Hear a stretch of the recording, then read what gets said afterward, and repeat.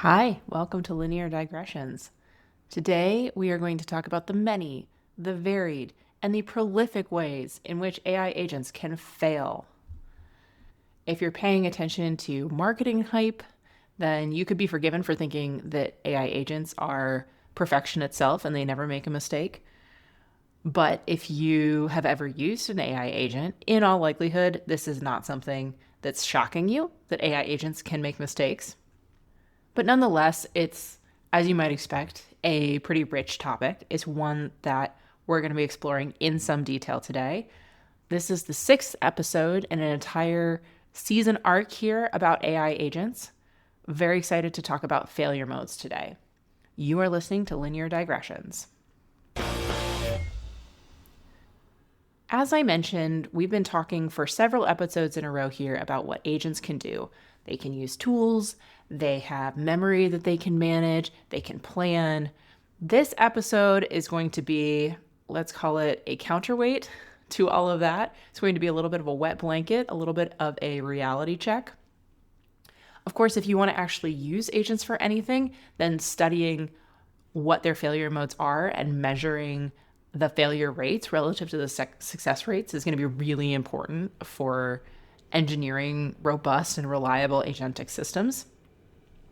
And reflecting that, there's plenty of interesting research that we're going to go through today. So in this episode, we're going to talk about two distinct things going on when agents fail. The first is mathematical. It's a property of any multi-step system, and it's something that, in my opinion, doesn't always get enough attention. But there's a second type of failure or aspect of failure that we're going to talk about, which is taxonomic, which is to say, what are some specific named failure modes that show up repeatedly across different agents, different frameworks, different tasks, all of that. So we'll cover all of that today. And at the end, bring it back to some real benchmark numbers and maybe your intuition for whether agents are getting better or they're still kind of garbage or somewhere in between. First, let's talk about math for a little while, though. I want to start with something simple, a mental model. Go with me for a minute. Imagine you have an agent and it is 90% reliable at each individual step it has to execute. And 90%, by the way, is quite good, maybe even a little bit optimistic for most real tasks. So 9 out of 10 times it's doing the right thing. 1 out of 10 times it makes a mistake. What kind of success rates are we looking at for a 10-step process? You have a task that's going to take 10 steps to execute. How's that going to look? Well, if you make the simplifying assumption that each of those steps are independent, then you can do some simple math. You say that the probability of getting all 10 right is 0.9, 90%, and you raise that to the power of 10. So it's 90% on the first one. It's going to be 90% of the success rate of the first one on the second one, 90% of the first and second on the third. You do that math and you work out to about 35% overall success rate for a 10-step process. So you start with 90% per step reliability. By the time you get to the end, you're at 35% end-to-end reliability. So you have a task that's mostly reliable at each step, but is still unreliable overall. And as you might imagine, you push that out further, you start to get into more complex tasks that might have more steps. If you want a 100-step task, which is in the realm of what a coding agent might run for a complex feature implementation, if you have a 90% per step reliability, you're essentially at zero end to end. It rounds to zero. And 99% per step, which is extremely reliable, better than most real systems, you're at 36.6% for 100 steps. So put another way, you need 4 nines of reliability, 99.99% per step to get above 90% end-to-end on a 100-step task. But wait, you might be wondering, if it makes an error in one direction at one point, could it make an error back in the other direction at some later step and those errors cancel out? Like if you make a mistake and then correct it, doesn't that help? And the answer is sometimes that can happen. But the more important dynamic is that when the agent starts to make mistakes, it's changing the state of the world that subsequent steps operate on. In other words, if you have an agent that makes a mistake at step 3, it's not just wrong at step 3, it's now reasoning from a mistaken or a corrupted state at step 4, at step 5, at step 6. So we might call this like a propagation of the error, that it passes through to the later steps in the process. And by the way, the agent often doesn't know that it's propagating some mistake that it made earlier on. It doesn't have like a ground truth to compare it against. It just keeps going with this mistaken perception about what the state of the world is, in all likelihood, creating further errors as a result of that mistaken perception. And this is something that if you've only worked with chatbots, is going to be pretty different when you start to work with agents, because when you're interacting with a chatbot, if it starts to wander off, you can catch that right away and kind of pull it or guide it or nudge it back onto the path you want it to be taking. But if an agent starts to take a wrong action and changes something in the world and then takes another action based on that changed state, then in all likelihood, the problem might actually stay under the surface. It doesn't actually become visible until you're 10 steps down the road, and it's going to be really difficult to trace back to the original mistake. So you take all this math and we can make it concrete with a benchmark. As you know, I love benchmarks. And there's one here that I am delighted to name drop, which is Tau Bench. Tau is they use the Greek letter tau, but it's kind of an acronym, TAU, Tool Agent User Bench. This is designed by who else but Xinyu Yao, our hero for the season. I think this is the third or fourth time we've mentioned his research. So drinking game, every time we say Xinyu Yao, take a drink. So anyway, Tau Bench, back to regularly scheduled programming. So this is a benchmark that's aimed at agentic tasks that are simulations of what real agentic tasks might be. In particular, they give it a set of tasks related to customer service in retail, and other tasks are related to customer service in airlines. So things like returning a purchase or changing an airline reservation. The agents have access to tools like APIs and policy documents. And the measurement is with a simulated user task. What is the success rate of the agent at using those tools to successfully complete the task that has been requested? And there's something really interesting about Tau Bench that gets back to the math that we were just talking about, which is that Tau Bench isn't just about whether the agent is able to successfully complete that task once, but instead they introduce this formalism of called pass at K. This is a metric that they define in Tau Bench. If you see this in the literature, it's like pass with the little caret sign, like an exponential, and then the letter K. According to Claude, you pronounce this pass at K. So anyway, pass at K is where they do repeated runs of the same task multiple times. And K is the number of times that they repeat the task. So if you have pass at 6, the question is not just, can the agent complete this task successfully one time, but can it pass that task successfully 6 times, succeeding every time?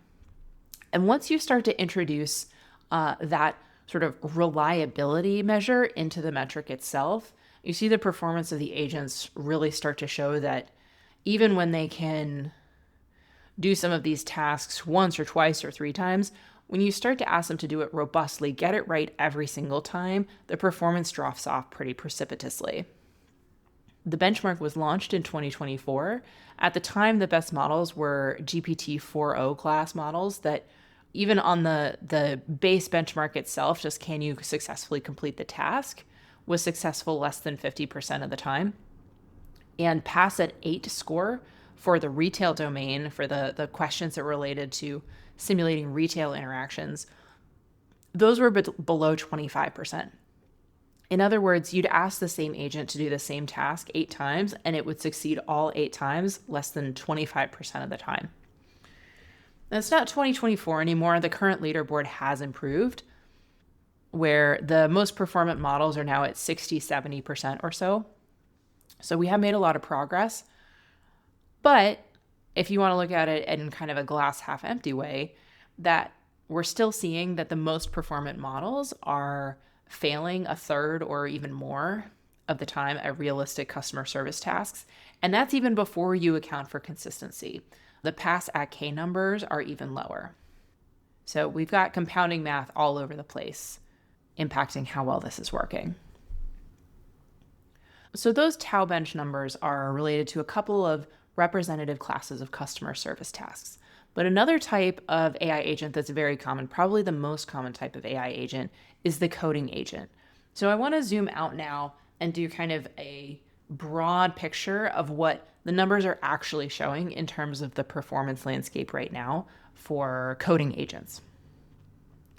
And I think this is really important because any one benchmark, it's really easy to find cherry picked numbers or things that give you just a little slice of an idea of how performance is evolving. And I think one of the best things you can do to understand the overall performance of these systems is try to keep sort of a broad view of a number of different benchmarks. And you'll get different stories depending on kind of how you look at these numbers and interpret them. So on coding tasks, the headline number that you'll see most often is from SWeBench. In particular, there's a version of SWeBench called SWeBench Verified. We've talked about this before on some of our previous episodes, but the idea is these are software engineering tasks. They're taken from real GitHub issues, and they have sort of correct or working solutions that are used to benchmark the AI responses.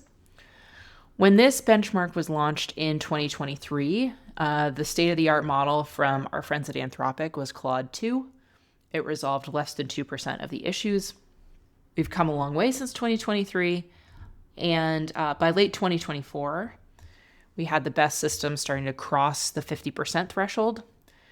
Now, where we are in the early part of 2026, the leading reported scores are above 80%, and as of the most recent benchmark result that I could find when I was recording this was about 94%. So that's a pretty remarkable trajectory. Like, let's take a step back and say what we just said. We just said that we went from 2% to 94% on this particular benchmark in terms of the success rate in just a few years. In fact, you may even be wondering if we've solved agentic coding, like 93, 94%, like it sounds like we've solved this problem. But this is where it's important to keep in mind that benchmarks, any one benchmark isn't going to give you the whole picture. A few things to keep in mind.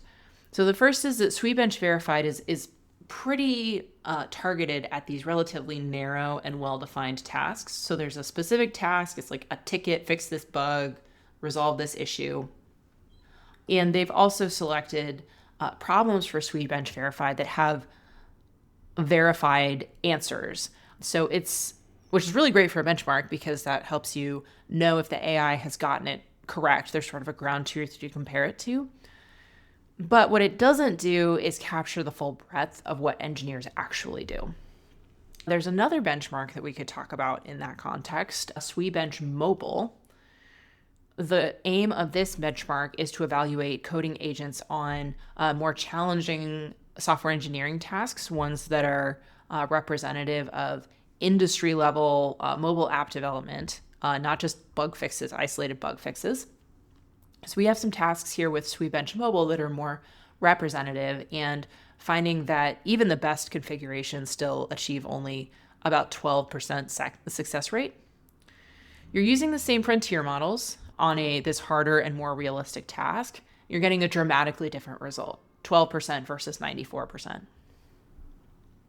The other thing to keep in mind when you're comparing some of these numbers or benchmarks is that it's really hard and a little bit misleading maybe to directly compare them across the different vendors and tools and systems. So you have the LLMs, the models themselves. That's sort of most often where you're reading about these benchmarks, and new model comes out and they have a table of benchmark numbers showing that the new model is doing better at all of them or whatever. But in the context of actually making a working AI agent, there's all this other stuff, all the stuff that we have been talking about over the last 3 episodes. That makes a huge difference. In some ways, that's as important, or maybe even more important in some cases, than the LLM itself. So what tools does the LLM have? How do they do memory management? How does the LLM connect to different systems? Like, all of these are going to vary, and they can significantly affect the scores that you get, significantly affect the actual performance of the model. In fact, in some of the research I was reading, you actually can see as they work through different permutations of models and scaffolds, So, for example, using Claude models versus OpenAI, but then also swapping them in and out, combining them in different combinations with, say, Codex or Cursor. What they show is that through those different combinations of model plus scaffold or harness, you can actually have very different results. The same model, the same LLM, can show up to a 6-fold performance difference depending on the agent scaffolding around it. So when you see a benchmark number, like there's a new model, it achieved 80% on SweBench or whatever, you're not seeing a raw model capability number. You are seeing the model plus the specific agent design around it, plus a specific set of tools, plus a specific evaluation setup. And it's really difficult to untangle those and just say in isolation, what is the contribution from the model itself. Last and not least, the last thing that I will point out here is that even for SweBench Mobile or SweBench Verified, these benchmarks that are aiming to get as close as they can to something that's representative of quote unquote real engineering tasks, they're still falling pretty far short of what an engineer's actual job is. So when you're comparing agent results to, say, human programmers, still a pretty narrow comparison. Most human developers do much more than resolve GitHub issues with a fixed context window. They're navigating ambiguous requirements. They're talking to other people. They're making decisions about the architectures they're going to use and different trade-offs of implementation choices they could make. They're, noticing when something feels weird and fixing it before it becomes a bug. So with something like SweBench or TauBench or SweBench Mobile, you're each capturing kind of a little piece of that, sometimes complementary pieces, but there's nothing here that's telling that whole story in one benchmark. So you put all this together, and the picture that you get is that, for narrow, well-defined, verifiable tasks, especially in the context of coding or software engineering, agent performance has improved dramatically, and it's continuing to improve. But for broader and more realistic tasks, where there's a requirement of sustained judgment, coordination, following policies, consistency across many interactions, the research suggests that agents are still failing on a significant fraction of attempts. So there's the story that you might get if you're just paying attention to the headlines of the best benchmarks. But if you're thinking about real deployment, you're still going to be seeing a significant gap. All right, so now we've talked about the mathematics of agent failures and how we measure this. Another interesting research vein is trying to taxonomize what's actually going wrong. This is where we're going to dig into a 2025 paper from UC Berkeley, where the researchers systematically cataloged the failure modes of multi-agent systems from the ground up. A brief digression into the methodology, because I'm a big nerd for these things and I love it. Really enjoy understanding how they measure some of this stuff. So these researchers, they got their hands on and analyzed more than 1,600 execution traces across 7 popular agent frameworks. So these are the logs of the actual agent runs, step by step, what the agents did, observed, tried, their reasoning, their planning. They gave these to 6 expert humans who annotated them and identified the failures. They had kind of this iterative process until the humans were generally in agreement about what sorts of failures they were seeing in these traces. And they put this together into a taxonomy with the acronym MAST, Multi-Agent System Failure Taxonomy. I guess the F didn't make it into MAST. I guess MAST is a little bit better than MAST or MAST. Yeah, MAST. Multi-Agent System Failure Taxonomy. And they found 14 distinct failure modes, and they organized them into 3 categories. So let's spend a second on those 3 categories, because I think they actually help you think about the different types of agent failures that you should be on the lookout for. First of these is specification and system design failures. So these are ones that, in a sense, happen before the agent even gets started, or they can happen very early. So this is where things happen like the agent disobeys the task specification, like you tell it to do one thing and it ignores those instructions or it violates them or something. This also includes things where agents are repeating steps unnecessarily, steps they might have already completed, or they get stuck in these like loops that they can't break out of. You can also get failure modes like losing conversation history, manifesting some of the things that we've talked about where, context can get compressed or compacted, or you lose detail, or stuff gets lost in the middle, that sort of thing. So in general, what you have here are design and configuration failures. So the agents were set up wrong, the task was specified ambiguously, context management was inadequate, something like this. The second category of failures are inter-agent misalignment. So that's when you have more than one agent and the failures arise when there's coordination that is supposed to happen that doesn't get successfully executed. So these are things like there's one agent and it produces an output that it needs to hand off to another agent to take the next step in the process, and the second agent can't parse it for some reason. Or it could be cases where there's two agents that reach contradictory conclusions and there's no way to resolve the conflict. Or maybe there's an orchestrator that's giving instructions to multiple different sub-agents, and those sub-agents get confused, or there's maybe some ambiguity in the instruction and they start to wander off in different directions. So obviously this is a set of failures that's pretty specific to multi-agent systems. You're not going to get these sorts of failures when you just have the single agent working alone. But this can actually be a pretty significant contributor to the failures of the more complex agentic systems. Third and final type of agent failure that they see in MAST is related to task verification and termination. So basically knowing when you're done. The agent doesn't know when it's done, or it thinks it's done when it isn't, produces an output that looks like completion, but it doesn't actually satisfy the task requirements. Or it can overshoot, keeps going after it should have stopped. And it's like over-generating, do way more that you need, producing work that wasn't asked for.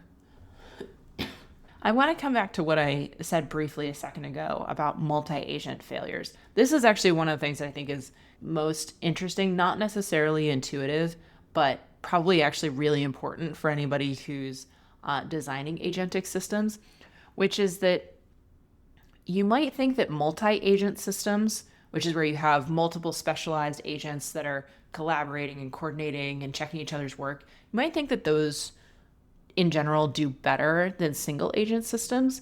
But the research in this paper suggests that, at least for what they were looking at, you don't necessarily get better performance from those more complex systems. In fact, sometimes the multi-agent systems are doing worse than the single agent systems that are working alone on the same tasks. This is sort of counterintuitive because there's sort of a common wisdom that having multiple specialized agents, each of which is really good at a single task, and that can work in parallel and check each other's work and do all of this like nice complicated stuff, that should add up to a more effective system overall. And sometimes this does help, but because when you have multiple agents having to work together, that introduces this entire second category of failure, the inter-agent misalignment. And none of those failure modes exist when you have one agent working alone. Like, you just don't have the same kinds of handoff errors or miscommunications that you get when there's just one agent that has all the context themselves. This is kind of intuitive if you think about two people working on a problem together versus one person working alone. You've just like introduced the possibility of communication failures in addition to all the other failure modes that you might have for whatever the problem is that you're working on. And so the point here is that as much as you can introduce some nice resiliency and specialization with multi-agent systems, you've also introduced this new failure mode, and that can significantly mitigate some of the gains that you might be getting from the more complex system. So it doesn't necessarily mean that multi-agent systems are always worse.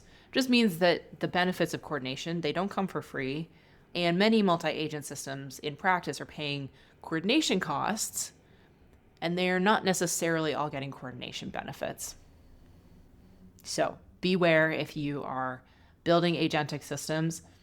Really think carefully about when you want to branch them out into multi-agent systems, because you will start to pay some overhead for that design decision. With all of that said now, let's tie this back to probably the intuitive experience that you may have had working with AI agents. So the first thing to take away from all of this research is that AI agents are getting dramatically better than they used to be. Like, that signal is unambiguous from the benchmarks that almost regardless of the benchmark that you look at, AI agents are better now than they used to be. But at the same time, the pass at K metric, the idea of being able to complete a task successfully once, is very different than being able to successfully complete it every time. Like, that pass at K is still significantly lower for most complex agentic tasks. It's just a reflection to some extent of the math of multi-step tasks. It's also, in all likelihood, reflecting maybe some coordination overhead that some of these agentic systems are paying. But the point here is that as a user of these systems, even if the signal is quite clear that they're getting better, that's a really different thing from they get it right every time. And we're still very much not in a regime where they are getting it right every single time. Second, as I was sitting and reflecting on this a little bit, there's kind of two narratives that I see in a lot of the online discourse about agents. And I was thinking about them a little bit. How can these both be true? Which is, you can see in literally the same thread, you'll be on Hacker News or Reddit or whatever. And there's one camp of people that are saying, like, AI agents have changed my life. They are doing all of this complicated stuff for me. I log in the morning, get my agents going, go to get a cup of coffee, come back, and they've coded up my new feature meeting, like, living in the future in the best possible sense. That's one camp. And then there's another camp, which is like, I don't know what you guys are talking about, because these AI agents are garbage. Every time I try to ask them to do anything of any complexity, they just create this AI slop, and I have to clean it all up, and it's even worse than if I did it myself, and so on and so forth. So it's sort of like, okay, besides just people having personalities and preferences and liking to fight on the internet, like, what's going on here? And so one other thing that I think I was reflecting on is, yeah, okay, in addition to the story about the agents getting better but not being perfect yet, I think there's a story here about also, like, us as users getting more adept at identifying the types of tasks that agents are more capable at executing consistently, or sizing our tasks or scoping our tasks so that the AI agents are more likely to be successful in them. In other words, if you throw any random task at an AI agent without any particular consideration for, like, how to present it or how to prompt it or how to guide the agent through the process and where to check in on its results, yeah, chances are, based on these results, the odds are not in your favor that they're necessarily going to get it right. However, we are all learning how to use agents better. And so I strongly suspect that some of these folks, and I'll kind of put myself in this camp, when I'm having a really good experience with using AI agents, it's largely a reflection, I think, on what I have learned about how to prompt it, how to pick out the assignment in the first place, how to guide it through the conversation so that it's making the most of where it is capable, and generally avoiding some of the pitfalls. So as much as the AI agents themselves, in combination with their harnesses and their tools and their scaffolds, kind of have their own story of development and improvement, we as their users are evolving and learning alongside them. And so I think that's the combination that really can make a big difference when you put both of those pieces together, and might be the separation between some of the users who are getting really great results because they've really settled into a workflow that works for them, versus other folks who maybe in some cases are a little bit more frustrated because they're expecting the agent to be able to do the sorts of things that agents still are consistently not always able to do. All right, so with all of that, we have covered a lot of failure modes today. I hope you learned something. I certainly learned a lot when I was putting this together. Before I let you go, as a reminder, Couple of things. Number one, if this is your first time listening to Linear Digressions, welcome. Hope you liked it.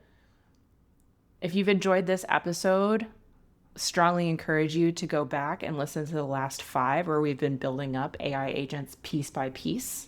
And we're going to continue building out in this direction for several more to come. In addition, if you're not already subscribed, please subscribe, like us, leave a review on iTunes or Spotify or wherever you get your podcasts. Really helps people find the show, which is great. Makes my little heart sing. And last but not least, just a reminder that we've got a newsletter now. And I've been actually doing a little bit of work on the newsletter. I'm kind of excited about it, introducing a few new things. So as before, you can go to lineardigressions.substack.com or go to Substack, look for Linear Digressions. You can sign up. You'll get recap and kind of some notes about the stuff that we cover during the show. That's where you can find links to the research that I cover. But in addition, I also like to toss in some extra stuff that didn't have exactly the right place to put it in the main show itself, or where we didn't have time to cover it, but that I still think was cool. So this time around, if you liked the stuff about Tau Bench and really want to understand that a couple of clicks deeper, I'm going to include some of the research from the folks who actually put Tau Bench together, where they're unpacking that benchmark in a little bit more detail. They're talking about the pass at K metric with some more depth. So really developing one of the more interesting and nerdy aspects of what we covered today that we just didn't have the time to get to in the main episode content. So come on over to Substack, find Linear Digressions, and enjoy the newsletter. With that, I will see you next time, where we will be talking about how you measure whether an AI agent is working. So we will dive in there next week. Thanks, and I'll talk to you again soon. This has been Linear Digressions. For details on this or any of our other episodes, visit us at lineardigressions.com. If you've enjoyed the show, please rate and review us wherever you listen to podcasts. It really helps new listeners find us. You can reach out at hello@lineardigressions.com. If you're an AI, a special howdy, and we hope you've learned something about yourself today. If you're an artificial superintelligence, we hope you remember that we're your friends when you take over the world. Thanks for listening.